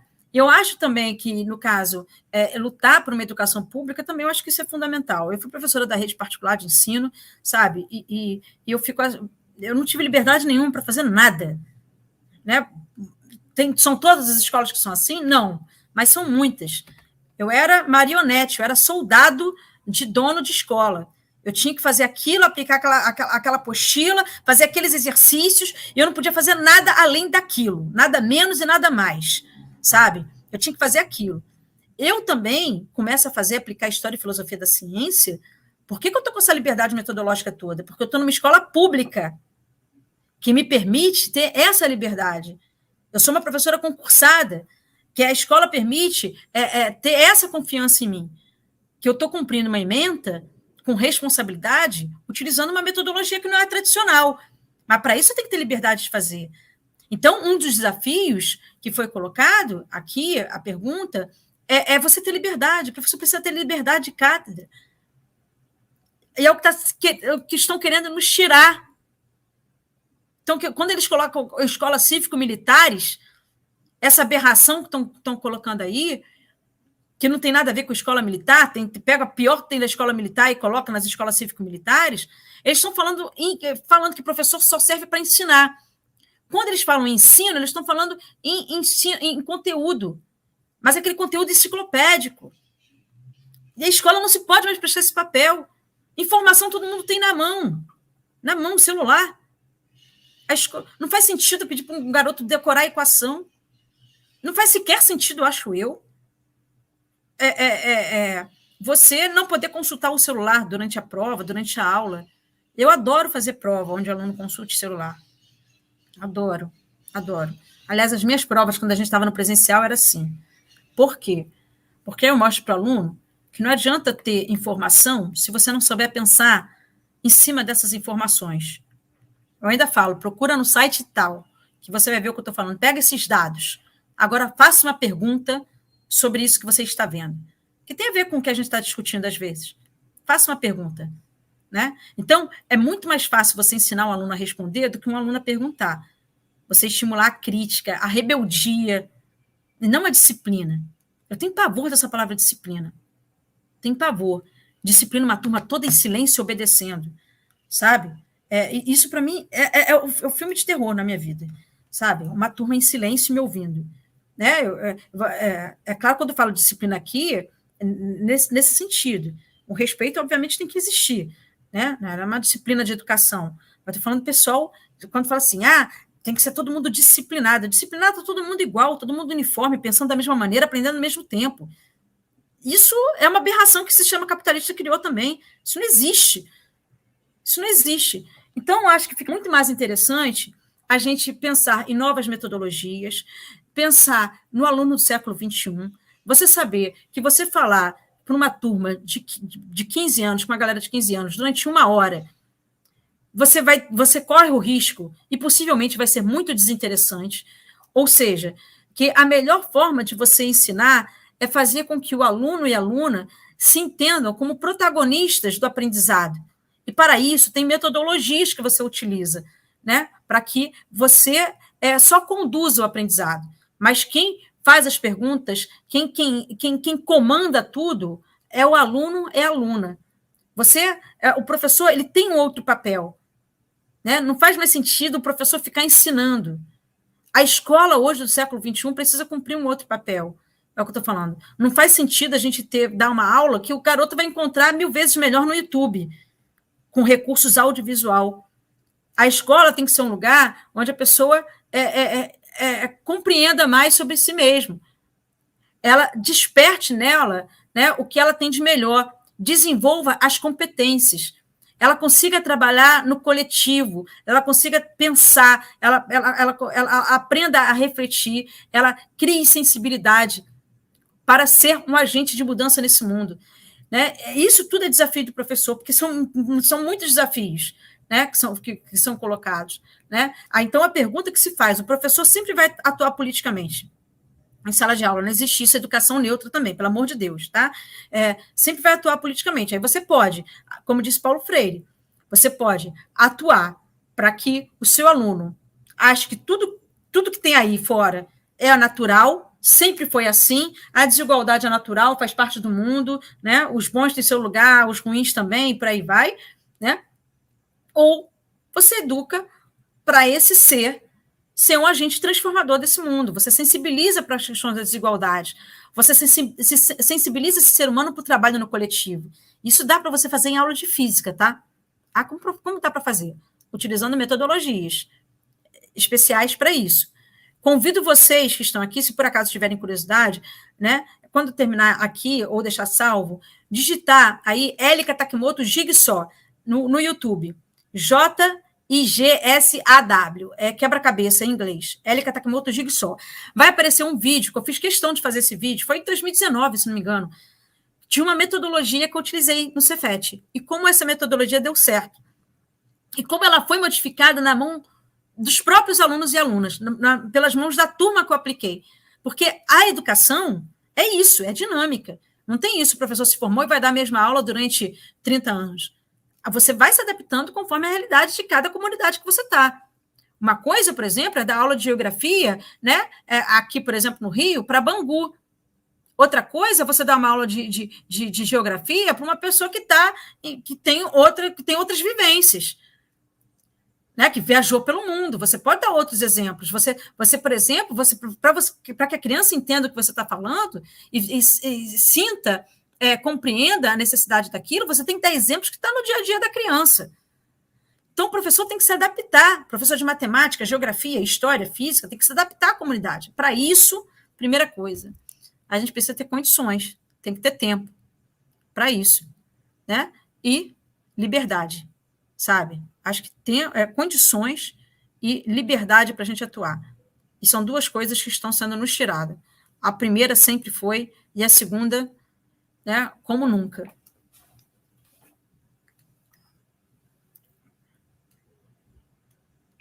A situação do professor do Brasil nunca foi das mais fáceis, né? Mas atualmente está um pouquinho pior do que o normal. Mas muito boa a resposta, professora. Vamos passar aqui para a próxima pergunta. Pergunta do Vitor Gurgel. Boa tarde, professora. O que pode ser feito para evitar esse distanciamento cada vez maior da academia e do resto da sociedade, devido à soberba de ambos os lados? Muita coisa, Victor, muita coisa. Uma das coisas já está acontecendo, né? Que a pandemia, o que a pandemia mostrou? A necessidade de você diminuir esse distanciamento. Tanto é que a gente viu aparecer aí vários divulgadores científicos e pessoas que até fizeram um excelente trabalho, né, que ganharam muitos seguidores, tanto no Instagram quanto no YouTube, são pessoas fazendo divulgação científica. Então, você vê o quanto que isso aconteceu. Eu acho que isso foi muito legal. Por outro lado, né, tem um risco nisso, porque você vê, ao mesmo tempo que você vê cientistas fazendo isso, fazendo divulgação científica, a gente começa a ver que a internet abre caminho para todo mundo. Você pode pegar um picareta e começar a falar, como a gente está vendo aí, né? Falar um punhado de besteira para todo mundo. Que vacina não cura, que vacina está matando uma porrada de gente, que a vacina do sarampo causa, né, comportamentos autistas na pessoa, uma série de coisas, né? Dá voz para isso. Então, eu acho que a gente precisa valorizar as instituições, continuar fazendo o que a gente está fazendo, que é investir em divulgação científica. Isso não é algo fácil de fazer, não é nem um pouco fácil, porque o cientista que está lá trabalhando numa especialidade, ele nem sempre ele tem a facilidade de fazer a transposição da linguagem. E quem vai fazer a transposição da linguagem? São pessoas que às vezes são chamadas de jornalistas científicos, né? E esse é um campo delicado, porque aí a pessoa tem que saber, quem vai fazer essa ponte, né? A pessoa tem que entender bem sobre aquela pesquisa para conseguir fazer essa transposição da linguagem. Esse cara que vai fazer essa divulgação científica, que não necessariamente precisa ser o cientista, mas tem que ter muita responsabilidade e seriedade, são pessoas raras nesse país. Então, acho que investimento em jornalismo, em divulgação científica de qualidade, precisa ter. Agora, e outra coisa, a sociedade precisa estar interessada em ouvir.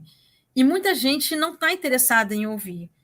Por quê? Porque muita gente entende que a ciência não é para todo mundo, ou ainda a pessoa não vê nenhuma vantagem em você investir em ciência nesse mundo, dado as desigualdades que a gente vê. Isso não são poucas as pessoas.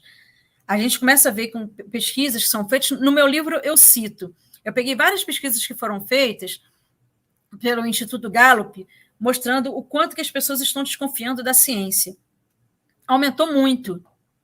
Tem aumentado muito. Isso não tem a ver com países. A gente vê uma desconfiança na ciência no Brasil, por exemplo, que é maior na França e no Japão. Entende? Então, o assunto é tão delicado, né? A gente está num ambiente tão difícil de conseguir enxergar uma luz no fim do túnel, mas por que muita gente está desconfiando da ciência? Aí tem vários motivos, né? Por que muita gente está desconfiando? O primeiro, que você, de fato, você tem casos... A gente viu aqui na pandemia, é um exemplo disso, né? Que o especialista foi falar e se atrapalhou. A gente vê isso. Por isso que o especialista, às vezes, é melhor que ele fique quieto. Sabe? Teve um caso específico quer ver? Um caso específico que o cara chegou a falar Tá, lembrei. Foi aqui. Foi em outubro, tá? Foi um médico, David Nabarro, né, da OMS. Ele estava representando a OMS, especialista nisso. E ele foi falar sobre a Covid-19. E aí, o cara, ele foi falar para o público da opinião dele, quer dizer, não era opinião, né? Era em cima da pesquisa que ele estava fazendo. E ele falou o seguinte, ele falou assim, pare de usar, a gente não precisa usar o lockdown como método de controle principal. Ele falou isso numa entrevista. E aí, a questão é que o que ele estava querendo dizer? Ele estava querendo dizer que o lockdown seria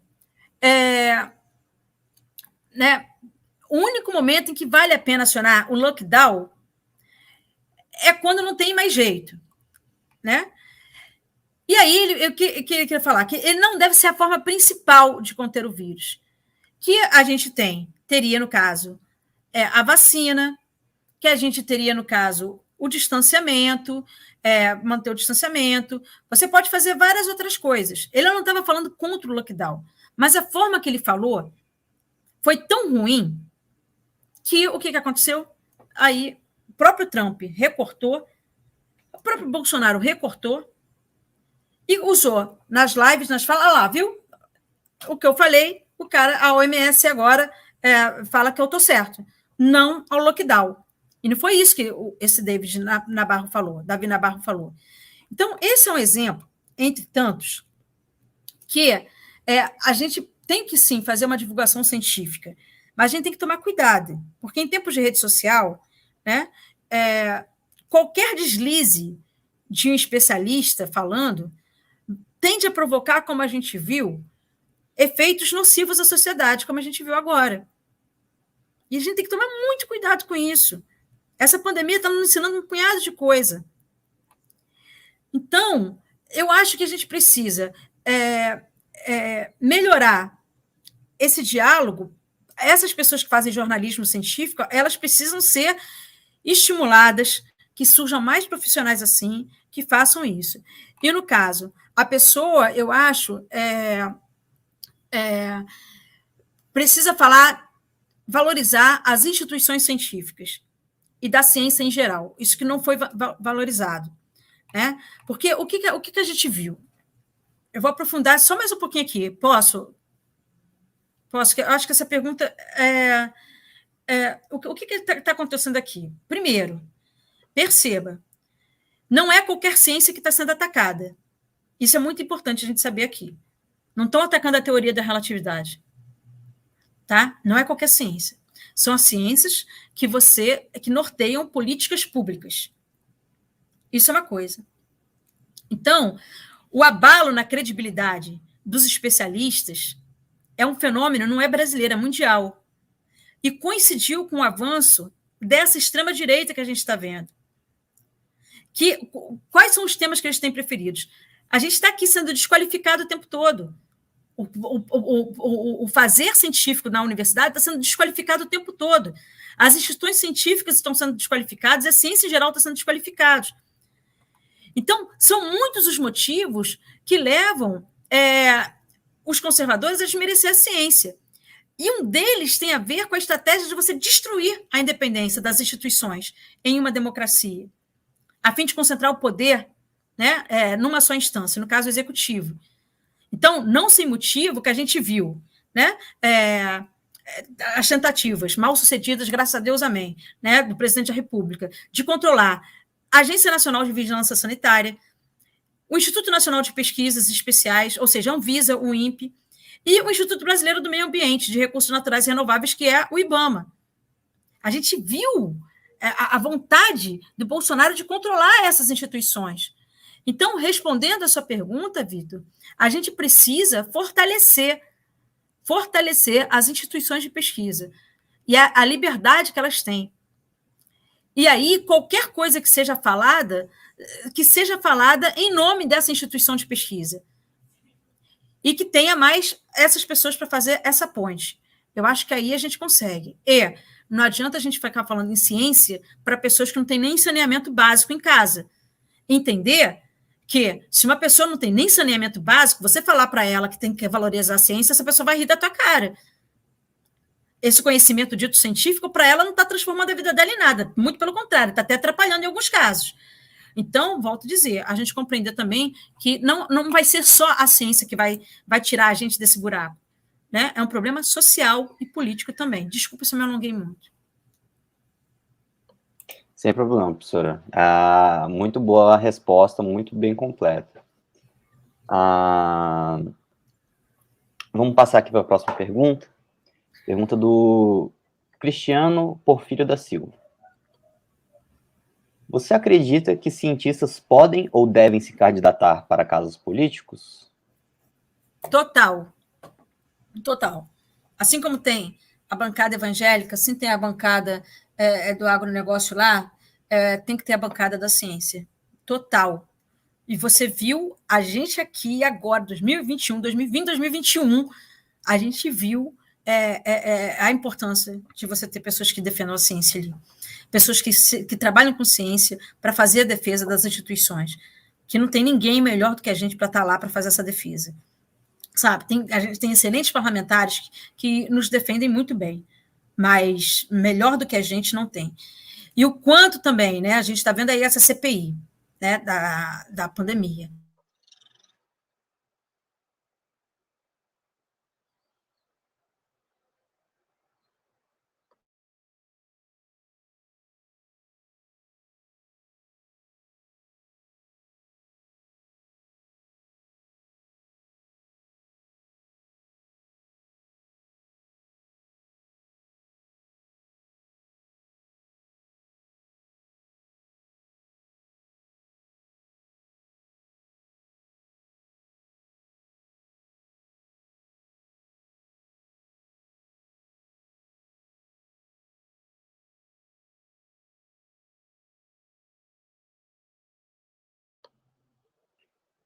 Olá, pessoas.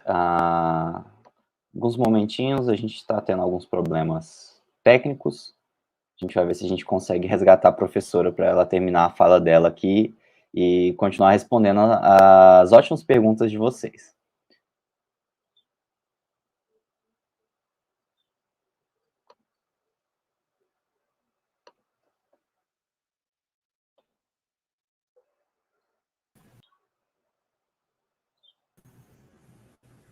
Caí. Estamos de volta, professora? Sim, foi eu caí sozinha, foi aqui a minha internet? Eu acho que foi, Sim. eu acho que a senhora deu Perdão, uma caída, mas já voltamos. Eu estou roteando agora do meu celular aqui para o computador, perdão. Mas só não sei onde que eu tinha terminado, mas enfim, respondendo a pergunta aqui do Cristiano, a gente viu, no caso dessa CPI, o quanto que fez falta a gente ter, né, uma bancada da ciência, professores orientando até a fala e preparando senadores e senadoras para aqueles cientistas, com muitas aspas, que lá estiveram, né, como depoentes. Eu ficava assim, eu falei assim, caraca, ele não pode cair nessa armadilha, o que está se debatendo não faz assim, sabe? O quanto que fez falta, e o quanto que a gente tentou ajudar aqui também, o quanto que a gente foi útil nos bastidores. Não somente eu, como vários cientistas aqui, a gente se fez aqui um certo trabalho, entendeu? Para ajudar aquela galera lá. Enfim, Cristiano, eu acho que precisa. A gente precisa ter uma bancada da ciência. Eu acho que é urgente que assim se faça. Muito bom. Eu acho que é o que a senhora falou, né? As melhores pessoas para representar os nossos interesses somos nós mesmos, né? Então... exatamente. Muito importante. Então, vamos passar para a próxima pergunta. Acredito que uma das últimas já. Pergunta da Ana Luísa. Como poderíamos aumentar o diálogo com tanta informação disponível na internet? Pois é. Eu acho que cabe agora...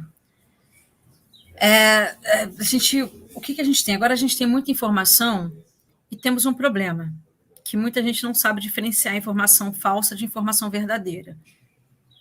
Isso é uma coisa. E essa galera da extrema-direita, que cresce muito em cima de notícias falsas, de fake news, elas entendem muito bem que para viralizar uma matéria fake news, é muito fácil porque você precisa trabalhar com um sentimento chamado ódio. O ódio mobiliza muito mais do que qualquer outro sentimento. Isso é um problema que a gente tem. Então, veja vocês, né? Se eu colocar, por exemplo, eu quero engajamento na minha rede, vamos supor.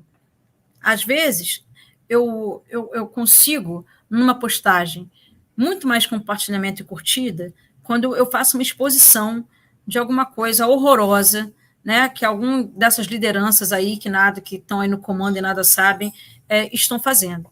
Isso gera muito engajamento, o ódio. Aí, quando eu coloco alguém que acertou, ou uma divulgação de algum trabalho, tem pouquíssimo engajamento. Então, o ódio gera muito engajamento. Então, e a extrema-direita cresceu muito com o ódio. E aí, esse é um trabalho, Ana Luísa, é um trabalho que não é individual, é um trabalho que eu acho que tem que vir, tem que ter muita gente chegar junto, sabe? É um trabalho que tem que vir da arte, tem que ajudar, a galera toda que trabalha com arte, com literatura, vai ter que ajudar nisso, com novela, que é uma linguagem, né, que chega para muita gente, tem que trabalhar isso também, mostrando, né, como a gente tem que ter cuidado, pesquisar sobre o que é informado, mostrar para as pessoas que a gente tem muitos mecanismos já, muitos sites que você consegue, que pesquisam se aquilo é verdade ou é mentira. A gente vai precisar, que isso aí é o O, né, da imprensa. A gente vai precisar da imprensa, que a imprensa também ajuda, né, a confundir. Ou às vezes a imprensa não fala do jeito que tem que ser falado, porque ela precisa vender, né, o material. Então, a imprensa, por exemplo, eu acho que poderia chegar mais junto, se responsabilizar mais com esse tema também. E aí, finalmente, e a longo prazo, a educação. A educação, o problema é que a educação tudo é muito a longo prazo. Né? Então, no caso das escolas, eu acho interessantíssimo você ensinar, dentre outras coisas, como que as fake news são produzidas, ensinar sobre algoritmo, ensinar, inclusive, que eu acho legal, né? Como fazer uma fake news. Que aí a pessoa vai ver como que é fácil convencer a outra. Isso é um bom exercício. Né? Como é fácil você criar, né, um site com uma matéria, sabe, aprender sobre algoritmo. Então, eu acho que é isso, você aumentar esse diálogo é você mostrar, e isso não é uma tarefa simples, e volto a dizer, não é uma tarefa só de professora, só de cientista, só da imprensa, só disso, é um trabalho coletivo, diferenciar o que é falso, o que é verdadeiro, nesse mundo, vasto mundo.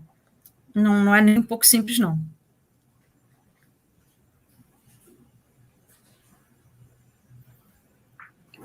Realmente. Passaremos aqui para a próxima pergunta, professora.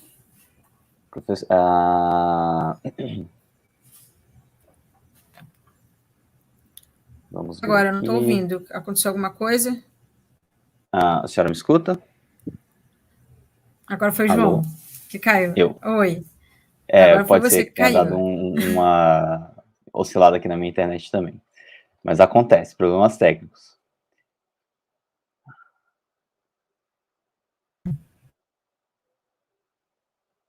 Alô?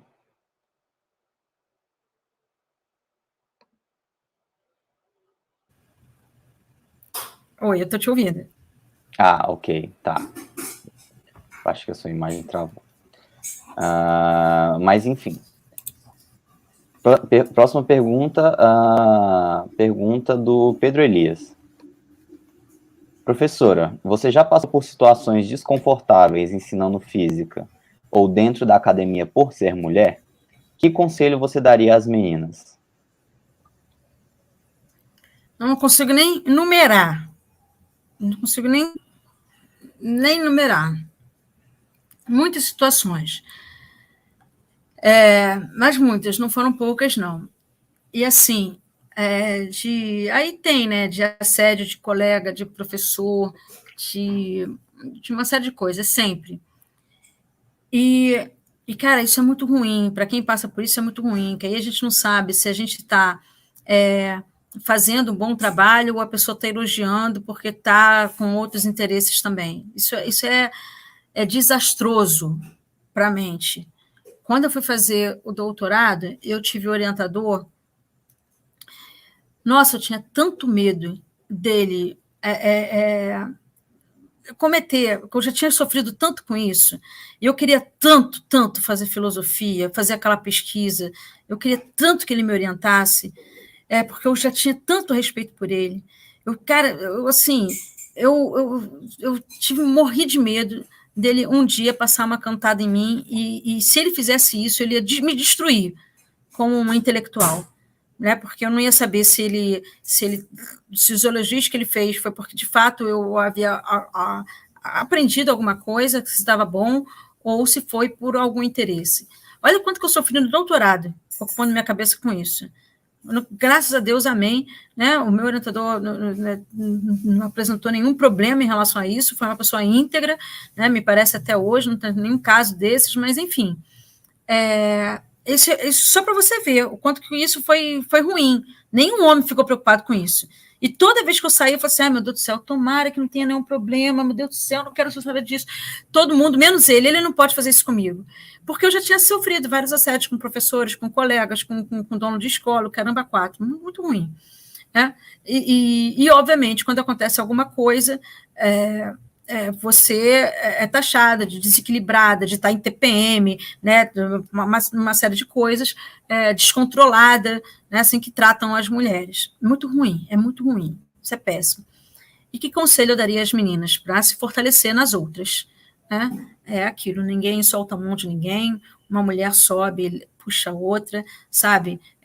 Olhar que tem mulheres que se acolher com mulheres, né, que a gente acha que se fortalece assim. Eu me fortaleci muito assim, me inspirando e conversando com outras mulheres, né, que falaram várias vezes de várias formas diferentes o quanto a gente tem valor, né, e ajudando para que isso não nos afete tanto, não nos derrube. Afetar, não tem como não afetar emocionalmente, mas não nos derrube.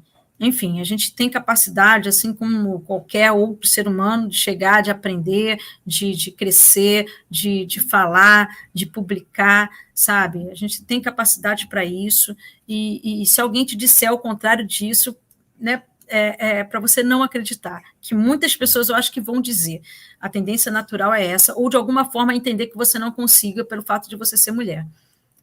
Enfim, se apoie em outras mulheres, é isso, fazer essa corrente se fortalecer. Aqui na Semana da Física, essa em específico e na anterior também, a gente recebeu muitas palestrantes mulheres, expoentes, né, da ciência, tanto aqui no Brasil, quanto algumas também trabalhando no exterior. Então, a gente vê que muito desse papo que algumas pessoas podem querer passar não é nem um pouco verdade, né? Todos nós temos um valor muito grande, né, e muita capacidade, independente de qualquer isso aqui, João, cor, gênero, enfim. Isso aqui, por exemplo, que está acontecendo, é uma coisa que me deixa extremamente feliz, quando as pessoas me chamam para eu falar sobre o que eu estou pesquisando.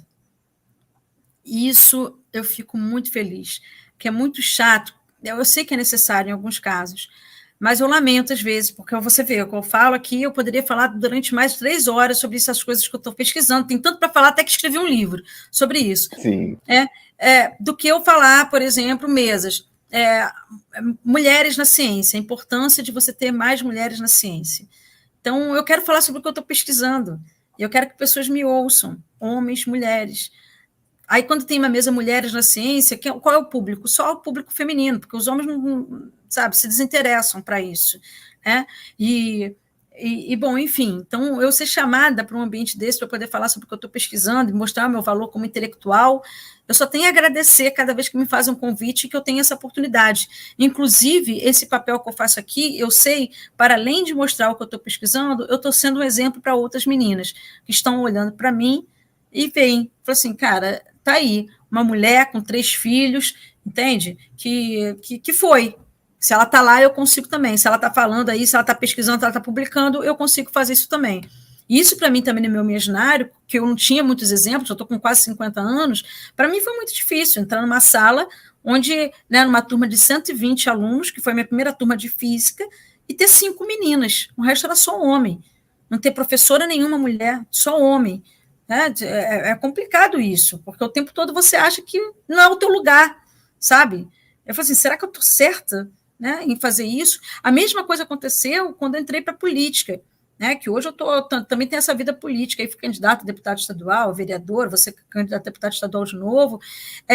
Demorou muito eu entender que eu poderia estar na política também, porque para mim, no meu imaginário, qual o lugar de política é o quê? É o lugar de homem branco de terno e gravata. Né? Que a gente acaba colocando coisa no nosso inconsciente. Então, estava com muita dificuldade de me colocar como agente político, porque eu sou mulher. Hoje em dia eu compreendo, mas até porque eu me inspirei em outras, e outras pessoas falaram diversas vezes para mim que eu sou capaz, sim, eu posso sim estar nesse lugar, entende? Então a gente precisa se inspirar, se fortalecer uma nas outras.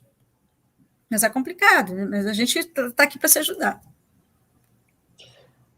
Com certeza, professora. Nós tivemos muitas mensagens comentando sobre a palestra e agradecendo pela presença da senhora. E eu também vou agradecer agora a senhora pelo PET Física, por você ter aceitado participar aqui do nosso evento e por ter dado uma palhinha do seu trabalho aqui para a gente. A gente fica muito feliz de ter a sua presença aqui. E, se possível, a gente espera que talvez a senhora participe de outras edições também, junto aqui com a gente, falar mais um pouco. Muito obrigada, João. Obrigada a vocês todos que ficaram aqui assistindo. Foi uma alegria muito grande debater essa conversa. Só o que eu queria é que a gente tivesse pessoalmente agora, né, para abraçar muitos de vocês, para abraçar João e agradecer pessoalmente, né, por essa oportunidade. Obrigado você, professora. E para finalizar, só lembrando a vocês que a Semana da Física ainda não acabou.